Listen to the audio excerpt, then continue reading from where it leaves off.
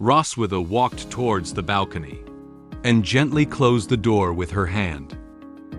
Based on the fact that the balcony door was not closed, Rosswida deduced something. It seems he didn't have time to climb over the balcony and leave here. So, she is still very certain that Leon must still be hiding in her room and hasn't had a chance to leave yet. Then, Rosswida carefully inspected the bathroom and under her bed in the room, but did not find Leon's figure. She searched for other places in the room where she could hide someone, but did not find Leon hiding in these places. Rosswida walked around the room silently analyzing in her heart. There was no one in the bathroom or under the bed, so the only place left to hide is here. Rosswida walked up to her wardrobe. Her wardrobe is the only thing left in her room that she hasn't checked yet. If she opens the wardrobe now, maybe she will be able to find Leon. In fact, Rosswida did not make a wrong judgment. Leon is indeed hiding in the wardrobe. At this moment, Leon suddenly couldn't hear the footsteps of Rosswida. He noticed through the crack in the wardrobe door that she was already standing in front of the wardrobe. This made him feel very nervous. He leaned back towards the wardrobe and anxiously said in his heart, "Don't come over here. Did she discover me so quickly?" He was very worried whether she had noticed him hiding in the wardrobe. Rosswida raised her hands and grasped the door handle of the wardrobe. She seems to be about to open the wardrobe and take a look.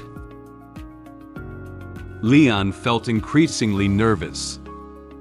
He covered his mouth with one hand and held his breath to prevent the sound of his breathing from being heard by Rosswida. His heart was so tense that it kept beating wildly. He stared tightly at the wardrobe door, not daring to move or speak.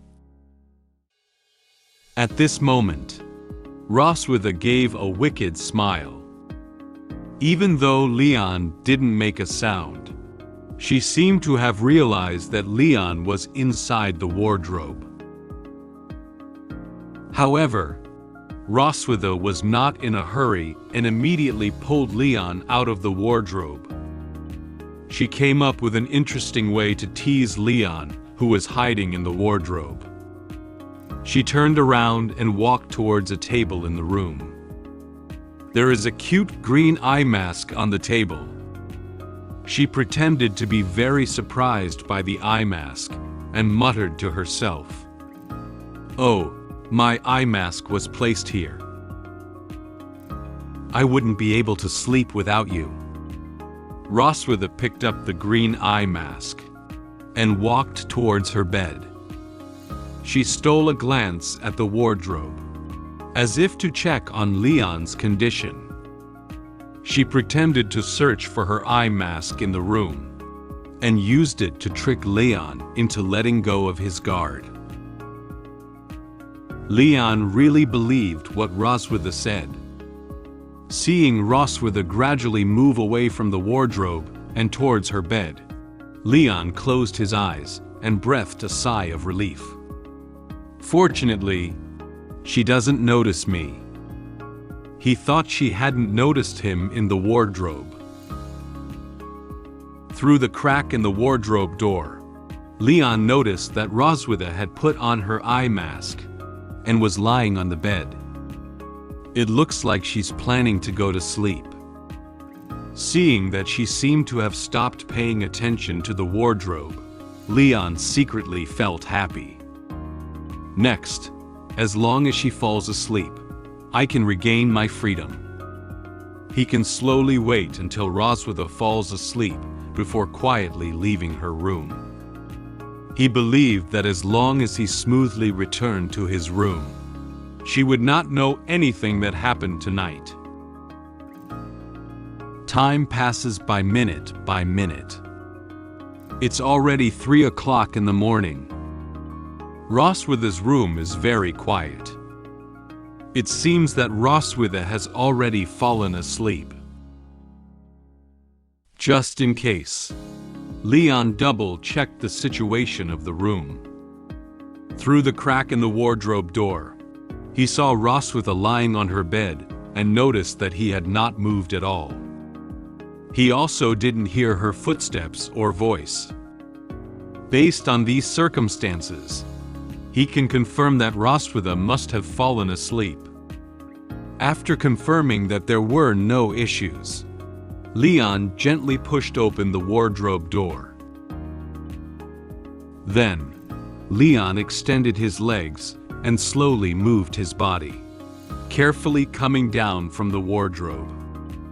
At this moment, Rosswida was still lying in bed and did not notice the condition of the wardrobe.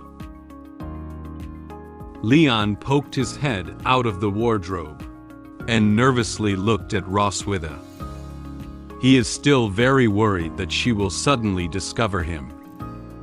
However, after waiting for a while, Rosswida still showed no signs of waking up. Before Rosswida noticed him, Leon turned around and began to slowly move toward the balcony. Just as Leon thought his escape was going very smoothly, Rosswida suddenly sat up from the bed. She took off her blindfold and gave a mischievous smile as she looked at Leon. She said to him with a happy tone, "Hi, dear captive. What are you doing in my wardrobe late at night?" Upon hearing Rosswida's voice, Leon froze in place for an instant. He looked nervously ahead and felt very embarrassed about the current situation.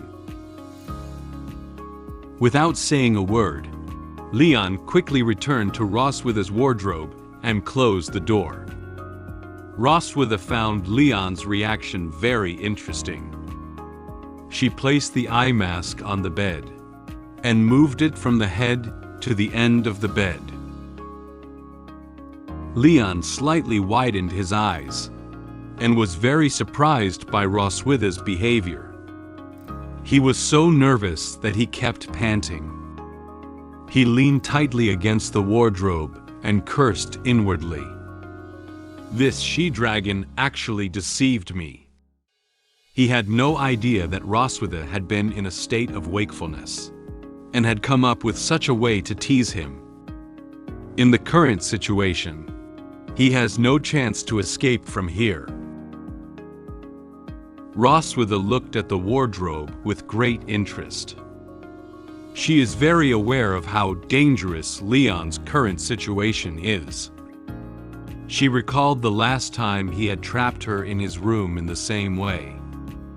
She felt very happy to see him in the same situation now. According to what Leon said to her last time, she also imitated his tone and said to him, "Does this situation feel familiar to you? Ah, I remember. Now, I need to play a song for you, right? Dear Leon, open the door. Open it quick. I'm at your door."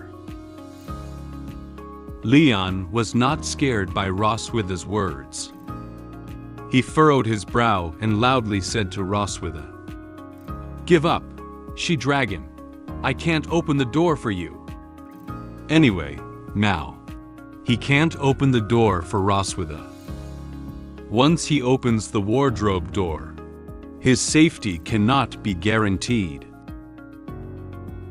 Rosswida didn't feel angry about Leon's words. On the contrary, she rather enjoyed the sense of having caught Leon in a compromising position. Last time it was Leon who trapped her in his room, and this time it was she who trapped Leon in her room.